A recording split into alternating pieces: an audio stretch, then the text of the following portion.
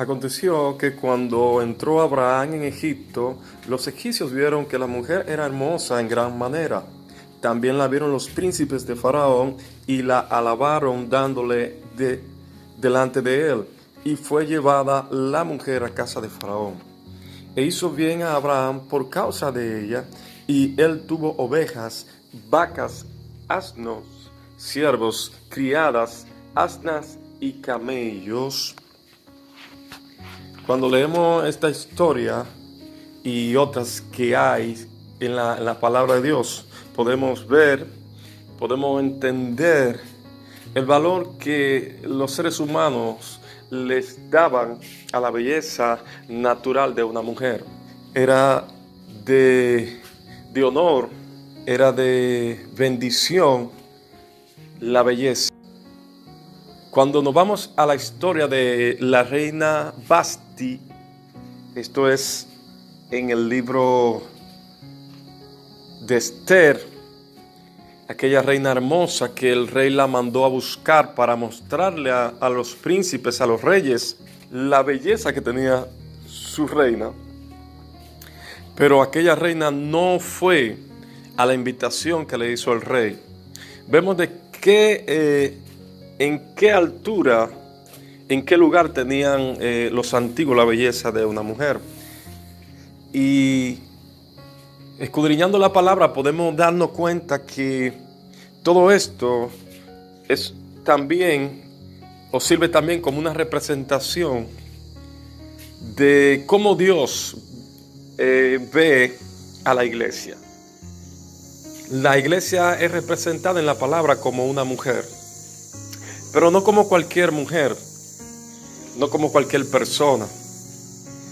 Este simbolismo no viene a discriminar ni a quitarle valor a la mujer por una apariencia física, ya que Dios no toma en cuenta la apariencia física para catalogar a alguien como hermoso o alguien como bello, bendito sea el Señor, sino que Dios está revelando una situación que se da en el corazón de la persona. Es decir, Sara viene representando aquella iglesia que está perfeccionada por Dios, aquella iglesia que ha sido modelada por Dios, aquella iglesia que anda en el Espíritu de Dios, que ha nacido del Espíritu de Dios y que vive la vida espiritualmente hablando que a Dios le agrada. Aquella iglesia que da el fruto de Dios. Es una iglesia codiciable, es una iglesia que el enemigo quiere poseerla. Cuando hablamos de iglesia no estamos hablando solamente de las mujeres, estamos hablando también ahí de los hombres que componen la iglesia de Dios, los hombres y mujeres que componen la iglesia de Dios. Es una representación del pueblo de Dios, de la novia de Dios. La hermosura, la belleza que tenía Sara viene siendo representada en el corazón de la iglesia de Dios, de la iglesia que Cristo viene a buscar. Por esto, el enemigo le tira tanto a la iglesia de Dios, por la hermosura que Dios ha puesto en su pueblo, por las características gloriosas que posee aquella iglesia que ha recibido el Espíritu Santo de Dios. La iglesia tiene la capacidad de entrar a lugares espirituales que el enemigo no puede entrar. La iglesia tiene la capacidad de declarar palabra. El enemigo conoce y sabe la gracia, la honra, el favor que tiene el creyente que forma parte de la iglesia de Jesucristo. Porque Abraham es representado en nosotros. Aunque Sara es la mujer de Abraham en la historia que leímos, tenemos en nuestra vida esa gracia tenemos esa belleza, tenemos esa especialidad que todos codician, esa gracia que trae el favor de Dios, esa gracia que hace que Dios se deleite en nuestra vida a través del sacrificio que hizo Cristo en la cruz del Calvario. En aquel tiempo se tomaba mucho en cuenta la belleza, dando a representar como Faraón era un dios, era un rey en aquellos tiempos, dando a representar de que Dios de igual manera le agrada la belleza espiritual que puede poseer una persona, el fruto espiritual que puede tener una persona. Pero en representación del enemigo, el enemigo codicia la gracia, esa gracia que Dios deposita en su iglesia. Es decir, al enemigo ver que Dios se interesa en alguien, entonces él tiene interés en esa persona. Bendito sea el Señor. Así que, iglesia, Cristo viene a buscar a su novia, viene a buscar a su iglesia, a su princesa, viene a buscar a su doncella. Pero para él levantar a su iglesia, primero tiene, antes de la iglesia ser levantada, tiene que ser purificada, tiene que ser guardada del mal, tiene que ser transformada. Y toda imperfección en su vida tiene que ser purgada, quitada, arrancada. La reina Vasti es representación de aquella iglesia rebelde, aquella iglesia profana, aquella iglesia que no se somete a su creador, aquella iglesia que no es fiel y que no honra a su creador. Entonces, según la historia, cuando leemos la palabra, nos damos cuenta que cuando una reina no obedecía a su señor, cuando no era fiel, cuando no vivía conforme, cuando no hacía las cosas conforme a su rey, entonces esta mujer no era que el rey se divorciaba de ella, sino que la enviaba a un confinamiento, o sea, la enviaba a un lugar apartado y no la volvía a ver más, no volvía a tener ningún tipo de relaciones con ella. Entonces esta persona quedaba en confinamiento. También es lo mismo que puede pasar o que va a pasar con todo aquel que es parte de la iglesia de Cristo, que no se somete al Señor y que vive, pero vive de espalda, vive rebelde al mandamiento. Es propicio que todo el que es parte de la iglesia de Dios se vuelva a Dios de todo corazón, en humillación, buscando que la gracia se mantenga, que los malos deseos, los malos sentimientos, las malas emociones sean quitadas. La Biblia dice que nadie verá al Señor si no hace su voluntad. También la palabra dice quiénes son los que entrarán al santo monte de Dios: los limpios de manos y puros de corazón, los que no han elevado su alma a cosa vana, los que no han jurado con engaño, los que tienen un corazón limpio de maldad, los que no viven en injusticia. La Biblia presenta claro quiénes van y quiénes no van. Nosotros los seres humanos, nosotros no decidimos quién entrarán al reino de los cielos, sino el mismo Dios es quien decide quiénes van a entrar. No es por lo que nosotros veamos en las personas, sino lo que Dios está viendo en la persona. Nosotros podríamos ver a alguien físicamente inadecuado, pero Dios puede que esté viendo en esa persona una princesa. Puede ser que esté viendo la belleza espiritual, la belleza moral que hay dentro de esa persona. Nosotros podríamos ver a alguien desde una perspectiva y Dios estar viendo las obras maravillosas de bondad, de justicia, la gracia especial que hay en esa persona, y esta persona que nosotros muchas veces menospreciamos y algunas veces no entendemos. Puede ser que Dios la esté alabando allá en el cielo. Leemos la Biblia en una ocasión que Jesús fue a la casa de un sacerdote, de un principal llamado Simón. Aquel hombre había invitado a Jesús a cenar a su casa, a comer a una comelona, ya que Jesús lo había sanado. Y en aquella casa estaba allí Lázaro, Marta, y estaba también María, que era hermana de Marta y de Lázaro. Y Jesús fue a aquel lugar, y estando allí en la mesa, aquella mujer llamada María fue a sus pies y derramó perfume y lloró a sus pies y secó sus pies con su cabello.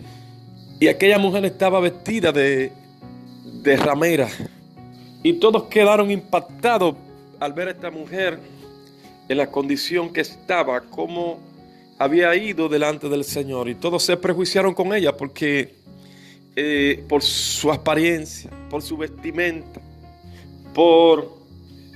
quizá su vestimenta representaba la conducta que ella había tenido anteriormente. Pero vemos que Jesús no está viendo lo mismo que ellos están viendo. Jesús está viendo la belleza espiritual de esta mujer. Jesús está viendo la gracia, la humildad de esta mujer. Jesús está viendo el arrepentimiento de esta mujer. El Señor Jesucristo está mirando a una mujer que ha dedicado su corazón al Señor. Una mujer que ha decidido vivir y aceptar el amor del Señor Jesucristo, el perdón del Señor Jesucristo y la gracia del Señor Jesucristo. No simplemente ha aceptado seguir a Jesús, sino que ha aceptado tener a Jesús como su Señor, como su Salvador. Y el Señor está mirando y está alabando la obra que esta mujer ha manifestado. Aunque los demás que están allí, como Simón, Marta y los demás, dentro de sus afanes, dentro de su religiosidad, ellos muestran un apego hacia Jesús o muestran una preocupación por la obra de Dios, pero solamente era algo visible humanamente hablando. No era la belleza que podría conmover a Jesús, no era la obra que podía conmover a Cristo. Esta mujer que no llenaba la expectativa física, la expectativa óptica de los hombres, estaba llenando la expectativa del Dios vivo, estaba llenando la expectativa del Dios santo. Y es una viva representación de lo que Dios espera de su iglesia. La Biblia sigue poniendo más ejemplos, como es el caso del samaritano o el buen samaritano. Relata la palabra que por el camino de Jericó, allí a la ciudad donde iba aquel hombre, fue atracado, fue dejado por muerto, y por aquel camino pasó un sacerdote, un encargado de la casa de Dios, un encargado de la religión. Pero este hombre no tuvo compasión, no tuvo amor por aquel prójimo. Y aún teniendo la posibilidad de salvarlo, por el hecho de no perder la justicia que él tenía delante de los hombres, por no perder quizá la fama que él tenía, o las oportunidades que se le daban como sacerdote o principal, prefirió dejar que aquel hombre muriera. Y vemos que también dice la Biblia que luego pasó un levita, un cantante, quizá era músico, un encargado de los asuntos también de la casa de Dios. Y este hombre religioso ve a este hombre que puede vivir si alguien lo socorre, y no se detiene, sino que hace lo mismo que el sacerdote, con miedo de que quizá lo expulsaran de la sinagoga o algo similar. No atendió a este hombre y siguió. Entonces podemos ver que luego viene un samaritano, un hombre que no tiene una relación directa con el templo, pero tiene fe, tiene su devoción y pasa por aquel lugar y ve a este hombre moribundo y se detiene a compasión y ayuda, socorre a esta persona y le da parte de lo que tiene. Entonces esta persona que viene representando a esta iglesia que hablamos, viene llenando la expectativa de Dios. Esta es la belleza que Dios empieza a ver. Aquella belleza que aquellos hombres vieron en Sara, mujer de Abraham, que quedaron asombrados, y el mismo faraón quedó asombrado.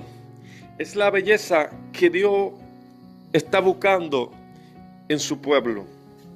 Aquella belleza que viene siendo representada en aquel samaritano.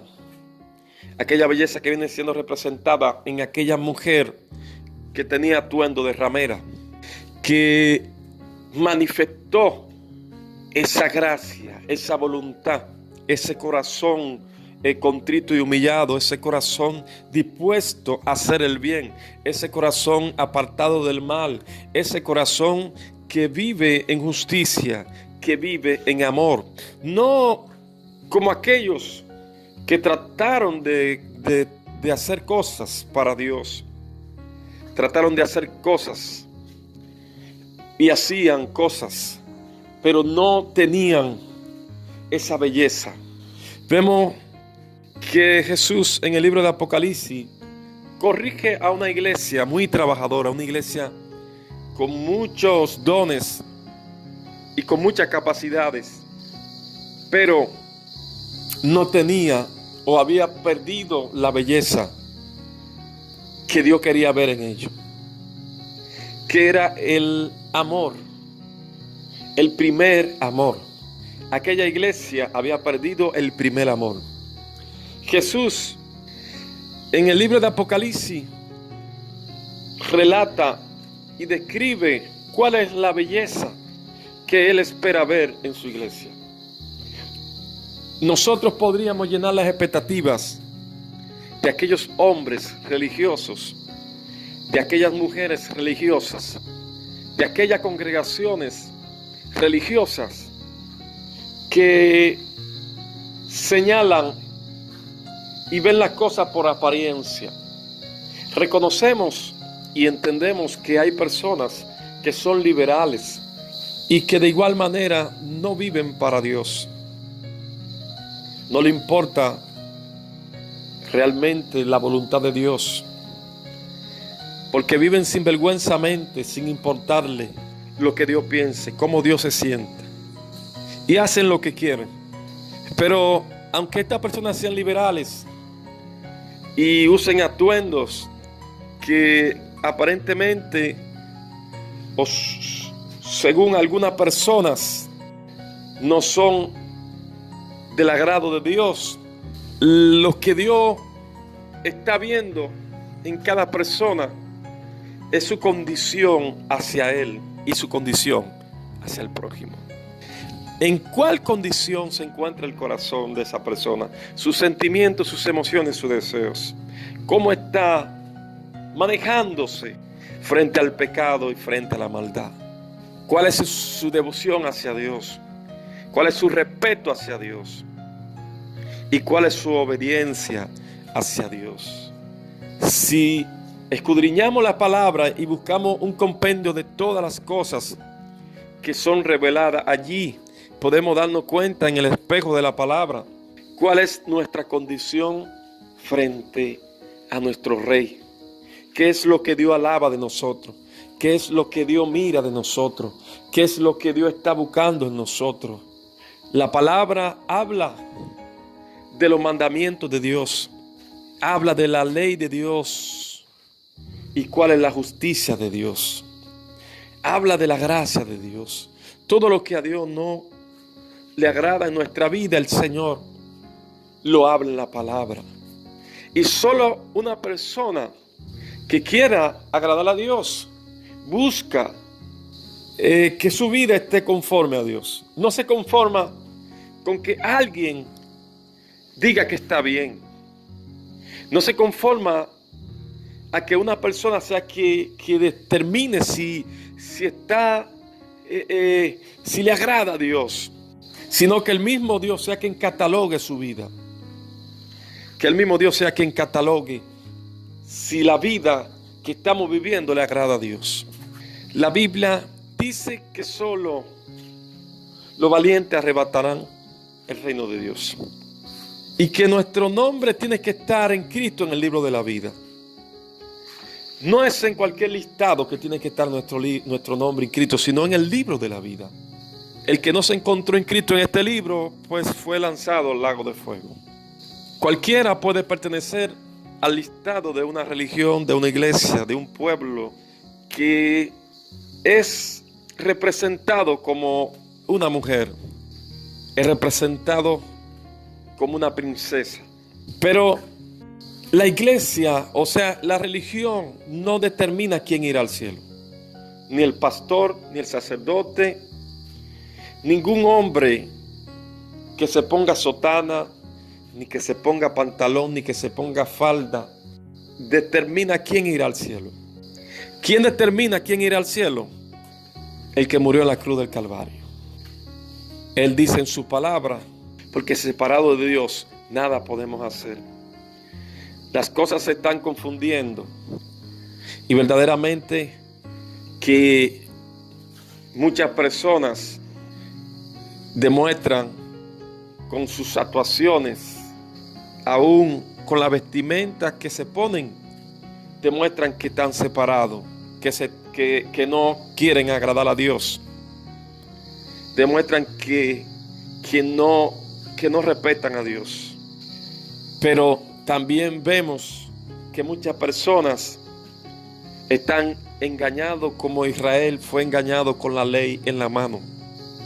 Que ellos creen que porque tienen una palabra legalista en su corazón, ellos creen que eso agrada a Dios.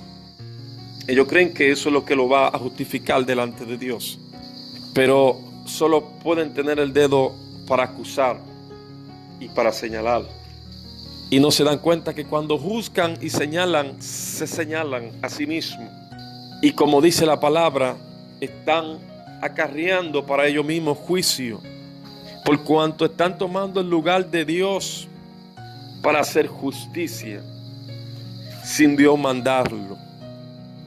Porque solamente Dios conoce el corazón de las personas y solamente Dios puede hacer juicio y justicia. Y Dios es quien va a juzgar a cada quien conforme a sus obras. Por eso es necesario que todo hombre se humille delante de Dios y toda mujer. Que toda persona sea humilde delante de Dios. Por eso habla en el libro de Apocalipsis, la palabra, le dice el ángel a Juan, le dice al santo que se santifique más, al inmundo que siga siendo inmundo, al impuro, al que quiera seguir viviendo con doble moral, con doble vida, que siga viviendo de esa manera. Si eso es lo que le interesa, siga viviendo así. Al que quiere vivir como homosexual, que siga viviendo de la manera que quiera. Si le gusta la tiniebla, que siga en la tiniebla. Porque llegará el día, llegará la hora donde serán separados cada quien y cada quien será pesado. ¿Y quiénes entrarán al lugar santo de Dios? ¿Quiénes recibirán la corona de la gloria de Dios? Los que cumplieron con los requisitos de Dios. Los que llenaron los requisitos de Dios. Pero hay personas que están engañadas y no quieren recapacitar y empezar a buscar a Dios con corazón humilde. Es el caso del corazón, como dice la Biblia, que su corazón como un niño no puede herido, dolido, y empiezan a arrepentirse, está de su malo camino, embriagado de deseos, y todo aquel que tiene oído oiga, ser y todo mejor aquel mayor que sea sensible que su hermano, todo aquel que quiera salvarse, y al ver la falta de su hermano, al ver las características emocionales, la Biblia de su hermano, te muestra cómo es Dios. Cree el primer salvado, comparándose con salvó él, en la cruz del Calvario, de que Dios le va a amar más a él. Este hombre no había hecho ninguna obra por lo cual la gente pudiera decir que se iba a salvar. No se encontraba en el listado de ninguna iglesia. Este hombre no estaba en la lista de ninguna congregación, pero estaba en Cristo, se inscribió en la lista del cielo, del reino de los cielos, dando a entender esta similitud de que Dios sabe lo que necesita de una persona para que esa persona sea salva. Dios sabe lo que espera de alguien para que esa persona sea salva. Nosotros no determinamos quién será salvo. Nosotros no determinamos cuáles son las cosas que Dios ve. Nosotros no la determinamos. La palabra de Dios sí la determina. Pero Dios es quien da testimonio de quién esté eligiendo. No importa lo que el enemigo trate de expresar, lo que el enemigo trate de hacer. Dios sabe lo que va a hacer. A Dios no hay que contarle, a Dios no hay que decirle, a Dios no hay que aplicarle quién irá y quién no. O como aquel hermano del hermano prójimo que se enojó cuando su padre recibió a su hermano con agrado. Se enojó porque su padre lo amó.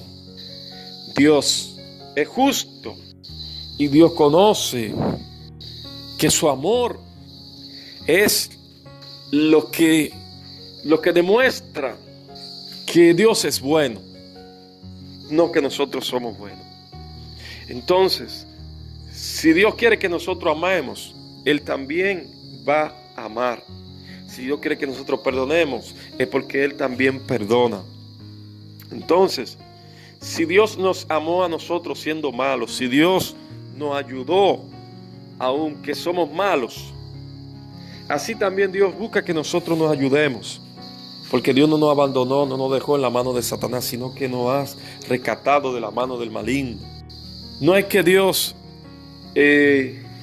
va a entrar a su lista personas que no quieran entrar. Podemos ver la similitud del Noé, del arca de Noé. Dios entró solo a aquellos que quisieron entrar. Aquellos que no quisieron entrar al arca, pues se quedaron fuera, se ahogaron.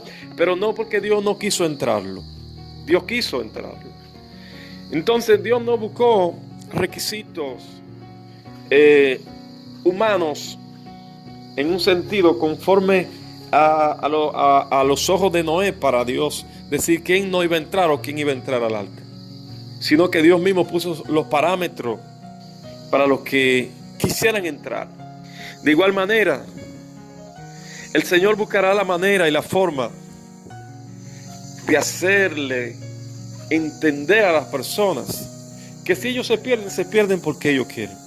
Así que, amado hermano, usted que puede escuchar este audio, si usted, yo o cualquiera se pierde, es porque quiere perderse.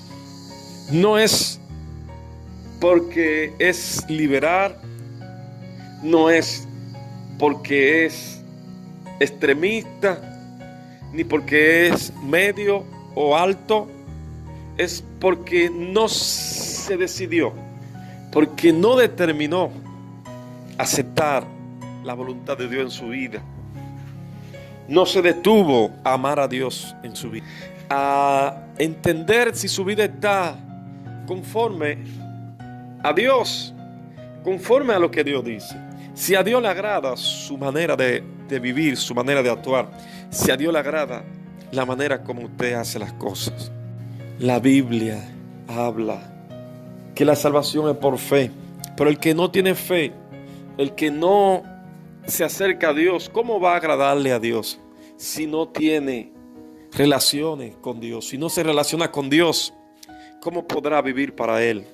Es por esto que no se trata simplemente de pertenecer a una religión.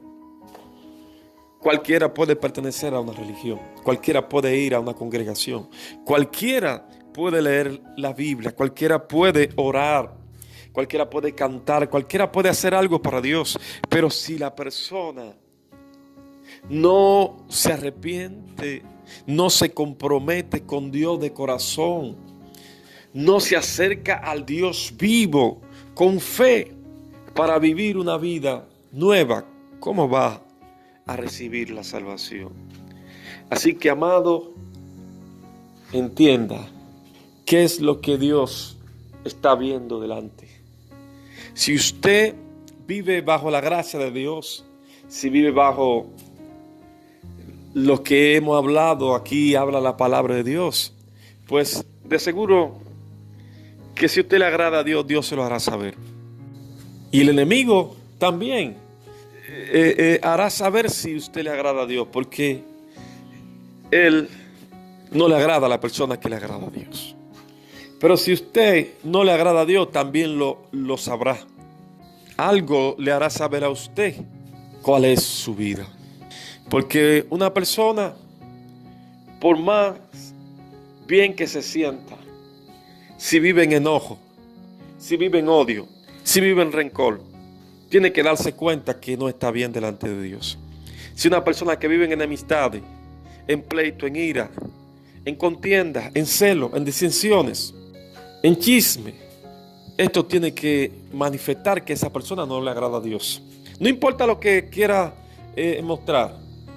Si vive en fornicación, en adulterio, o si vive en idolatría, pues claro que no podría, quizá, que no podría agradarle a Dios.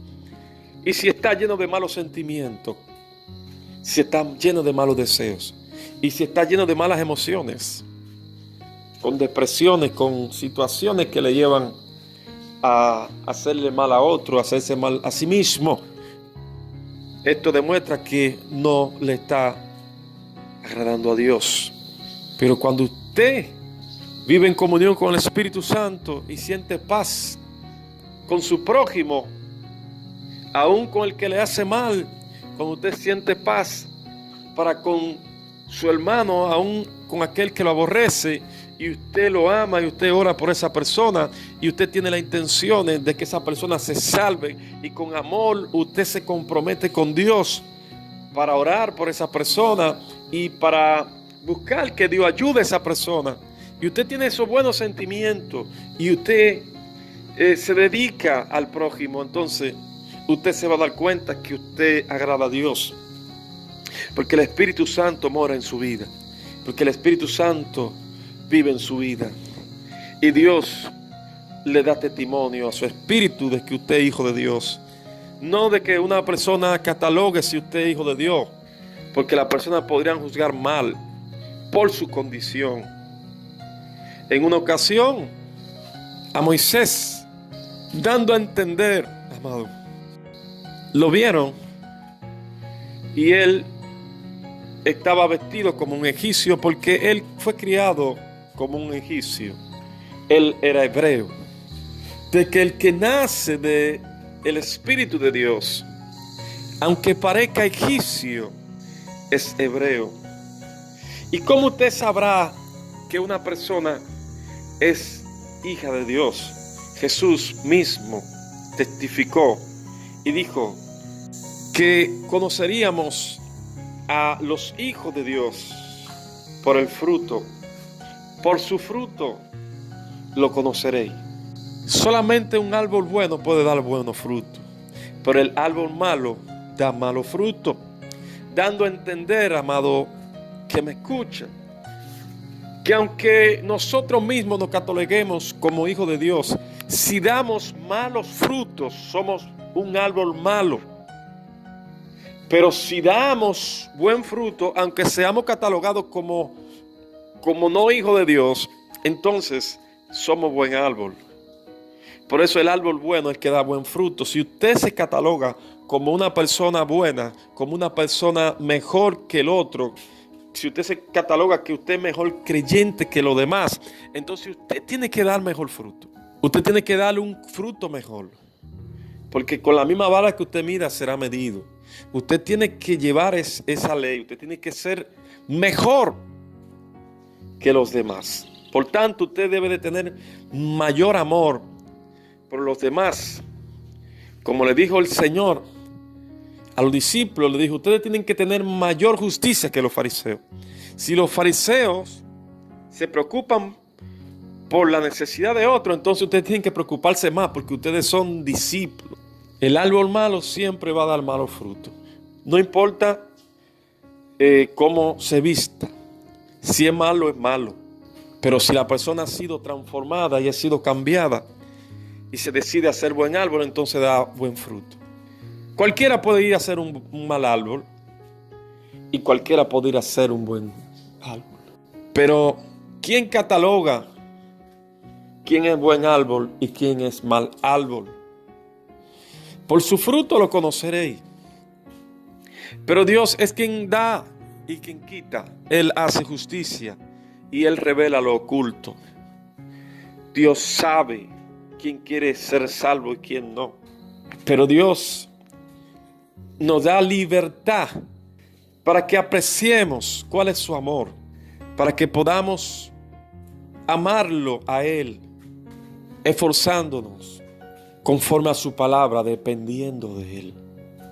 Entonces el evangelio sano y verdadero es el evangelio que restaura, es el evangelio que se entrega por el otro, por el prójimo. Es el evangelio que está dispuesto lo que se necesita para que otro sea salvado. Por eso vemos que Moisés, que vivía bajo la justicia de Dios y bajo la gloria de Dios, en el momento que el pueblo que tiene el nombre de Dios, que está en el desierto, el pueblo de Israel, este pueblo se desvía del buen camino, dice la palabra que Moisés se humilla delante de Dios. Pero él no se humilla por él mismo, sino que se humilla por el pueblo. Pero se humilla de corazón. Él lo hace con un corazón sincero, sin hipocresía, diciéndole a Dios que mejor lo rasque a él del libro de la vida y que no deseche a su pueblo. Moisés actúa bajo la belleza que Dios quiere ver. Pero ¿cómo actuamos? ¿Cómo actúa uno y cómo actúa el otro? Porque ni esto ni aquello justifica a uno, ni justifica al otro. Es decir, que ninguno de nosotros nos justificamos a sí mismo. Por más buena obra que hagamos, no podemos justificarnos.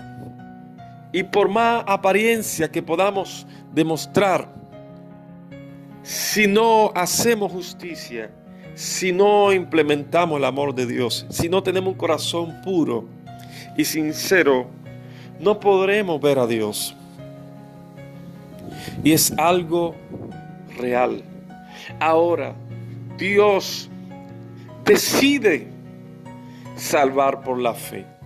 O sea, que Dios hará lo posible para que todos nosotros seamos salvos, pero solo lo que aceptemos, solo lo que recibamos el consejo, solo lo que recibamos el proceso de Dios y nos rindamos en Él, entonces seremos salvos.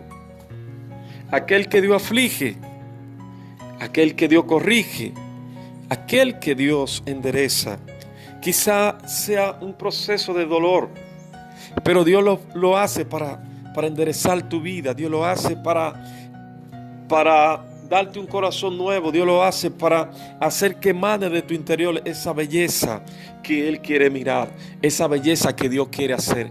Así como la reina Esther fue preparada y fue ataviada para recibir al rey, así también, para ser recibida por el rey, así también la iglesia de Dios tiene que ser llevada por Dios a un proceso de humildad, a un proceso de humillación, a un proceso de cambio, no de un cambio exterior, sino de un cambio interior, para que puedan salir buenas obras, para que puedan salir buenos sentimientos, para que puedan salir buenas emociones, para que puedan salir buenos deseos del corazón del creyente. Aún en el último momento, cuando ya una persona esté en el lecho, puede su corazón ser cambiado, ser purificado y fructificar en una nueva persona. Porque Jesús murió para darnos esa salvación. Dios no dijo quién entraría primero y quién entraría después. Dios no dijo que los que trabajen más serían mayores que los que trabajarían menos. Dios dijo, a cada quien se le dará como Dios ha querido darle. Si Dios quiere salvar a aquel en el último momento, Dios lo hará. Y si quiere salvarnos a nosotros en el primer momento, también lo hará. Dios ha determinado que uno se vayan y que otros permanezcan. ¿Y qué contigo si yo quiero que este permanezca hasta el fin? Porque son los asuntos de Dios y no los asuntos de sus discípulos ni de sus seguidores. Mas en el tiempo que estamos, Satanás, que no quiere que las personas se salven, entonces lucha para que cada persona trate de tomar el lugar que le corresponde a Dios y quiera hacer la voluntad de Dios sin Dios, tomando la palabra de Dios en los hombros, queriendo cambiar a los demás sin cambiarse a sí mismo. Así que, amado, esta palabra no es porque yo quiero que usted cambie, porque yo no conozco su vida. Usted la conoce, Dios la conoce, pero quizá haya cosas en su vida que usted no conoce, y al escuchar esta palabra, pues sea movido a entenderla. De igual manera, este que predica, que es un instrumento, entiende que necesita ser justificado por Dios y no por los hombres. Dios nos da el aire, el oxígeno cada día para respirar, y también nos da la oportunidad para humillarnos delante de Él. 24 horas tiene el día en lo cual podemos orar y podemos acercarnos a Dios en fe, y Dios siempre hará y traerá a memoria lo que no está bien, para que sea quitado de en medio lo que está mal.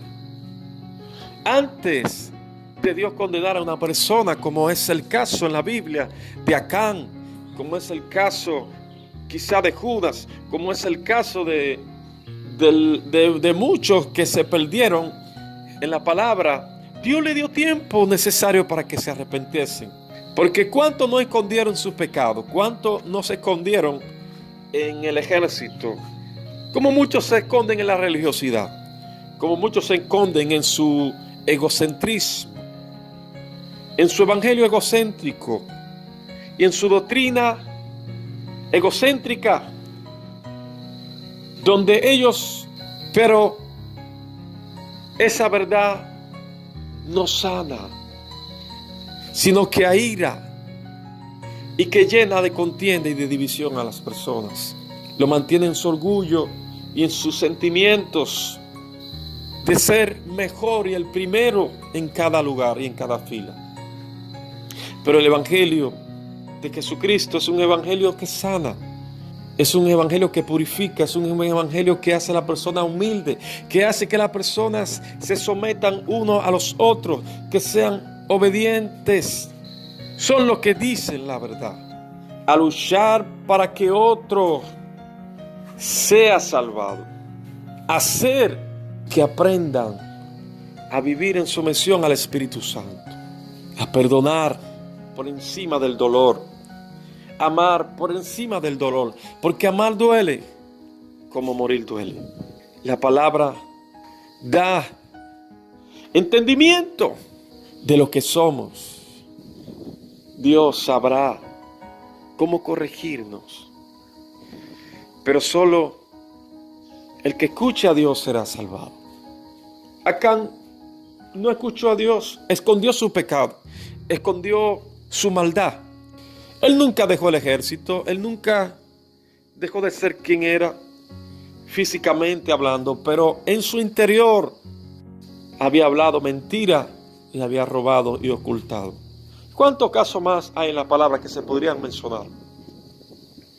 De las cosas interiores que pasan dentro de una persona.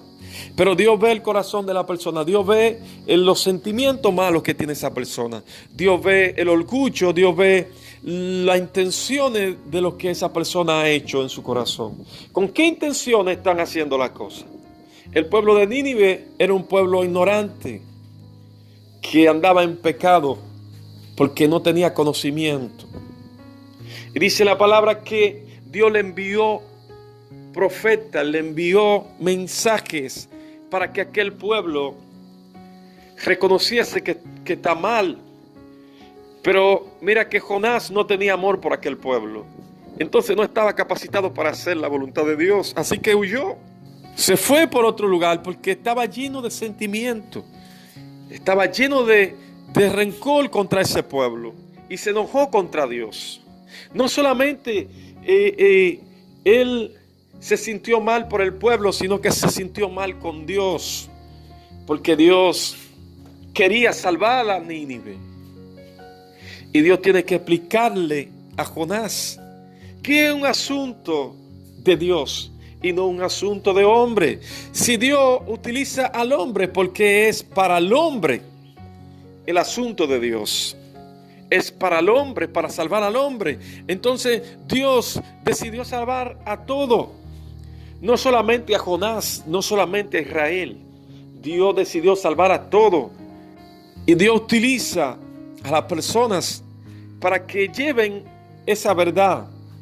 Pero porque Dios decidió hacer la obra a Él en todo aquel que crea. Jonás no entendía a Dios. Así que se rebeló. Y siendo un hombre de Dios, se puso en mayor riesgo que aquel pueblo de Nínive. Nínive se pudo haber salvado y Jonás se pudo haber perdido. Nínive porque era ignorante y al saber la verdad se arrepintió. Y Jonás por ser creyente y al saber la verdad endurecerse contra Dios y contra su prójimo. ¿Cuántas personas endurecidas, erguidas como las jirafas, llenas de orgullo, lleno de arrogancia, lleno de pedancia y lleno de amargura, creyendo que porque se saben o porque pueden manejar un don o pueden tener una apariencia, creen que esto lo cataloga, pero no es así. Esto es más de ahí. Jesús, que es quien dio ejemplo aquí en la tierra, la luz del mundo, antes de morir, cumplió con la justicia de Dios, amando, sin tener rencor contra nadie, no tuvo sentimiento hacia nadie, y fue a la cruz desnudo, fue a la cruz sin ropa, dando a entender que el hombre, la religión no justifica a nadie, quien justifica es el Espíritu Santo de Dios. Gracias, Señor.